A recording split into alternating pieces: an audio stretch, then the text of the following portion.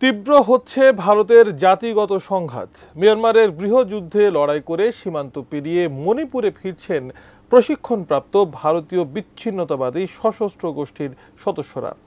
তাদের প্রত্যাবর্তনে রাজ্যের চলমান জাতিগত সংঘাত আরও তীব্র আকার ধারণ করেছে, এমনটাই উঠে এসেছে রয়টার্সের প্রতিবেদনে। আসলে কি ঘটতে চলেছে ভারতের মণিপুরে, বিস্তারিত জানাচ্ছেন আরিফ হাসান।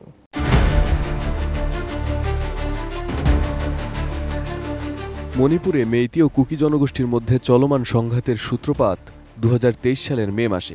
এতে এখন পর্যন্ত নিহত হয়েছেন অন্তত 260 জন এবং বাস্তুচ্যুত হয়েছেন 60,000-এরও বেশি মানুষ। ভারতীয় সামরিক ও পুলিশ কর্মকর্তাদের বরাত দিয়ে রয়টার্স জানিয়েছে, মিয়ানমার থেকে ফিরে আসা যোদ্ধাদের কারণে সংঘাত নতুন নতুন এলাকায় ছড়িয়ে পড়ছে। গত নভেম্বরে সংঘাতে অন্তত 20 জন নিহত হয়েছেন। পরিস্থিতি নিয়ন্ত্রণ রাখতে কেন্দ্রীয় সরকার রাজ্যে 10,000 অতিরিক্ত সৈন্য ও 30,000 পুলিশ মোতায়েন করেছেন। বর্তমানে মণিপুরে মোতায়েনকৃত সৈন্যের সংখ্যা দাঁড়িয়েছে প্রায় 67,000। বসুন্ধরা টিস্যুতে ছাড়ের ছড়াছড়ি। বসুন্ধরা টিস্যু নিয়ে এলো নিশ্চিত ছাড়। রয়টার্সের প্রতিবেদনে বলা হয়, প্রত্যাবর্তনকারী বিদ্রোহীরা রকেট লঞ্চার, মেশিনগান, স্নাইপার এবং অ্যাসল্ট রাইফেলের মতো অত্যাধুনিক অস্ত্রে সজ্জিত। কর্মকর্তারা বলছেন, মণিপুরে ব্যবহৃত অনেক অস্ত্র সংঘাতের শুরুতে রাষ্ট্রীয় কোষাগার থেকে লুট করা হয়েছিল। এছাড়া মিয়ানমার থেকে নতুন অস্ত্রও আনা হচ্ছে।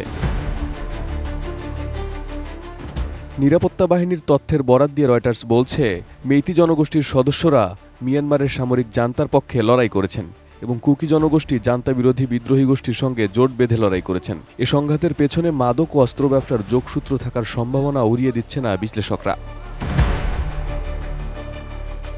মণিপুরের উত্তপ্ত পরিস্থিতির সূচনা ঘটে গত বছরের মে মাসে, যখন ইম্ফল হাইকোর্ট মেইতি জনগোষ্ঠীকে তফসিলি জাতি মর্যাদা দেওয়ার সুপারিশ করে।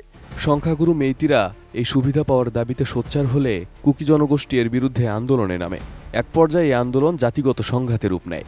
রাজ্যের নিরাপত্তা কর্মকর্তারা জানিয়েছেন, সীমান্ত পেরিয়ে মিয়ানমার থেকে মণিপুরে ফিরে আসা বিদ্রোহীরা সংঘাতের মাত্রা আরও বাড়িয়ে তুলছে। রাজনৈতিক বিশ্লেষকরা রয়টার্সকে বলেন, মণিপুরের এই পরিস্থিতি মোদী সরকারের জন্য অন্যতম বড় আইনশৃঙ্খলা চ্যালেঞ্জ। কারণ প্রায় 1 দশক আগে নিয়ন্ত্রণে আনা বিদ্রোহীরা এখন আবার সক্রিয় হয়ে উঠেছে। রাজ্যের সংঘাত নিরসনে সীমান্তে কাঁটাতারের বেড়া দেওয়ার পরিকল্পনাও করেছে ভারত। তবে এটি পরিস্থিতি কতটা নিয়ন্ত্রণে আনতে পারবে তা নিয়ে সংশয় প্রকাশ করেছেন বিশেষজ্ঞরা। Arif Hasan, ATN news.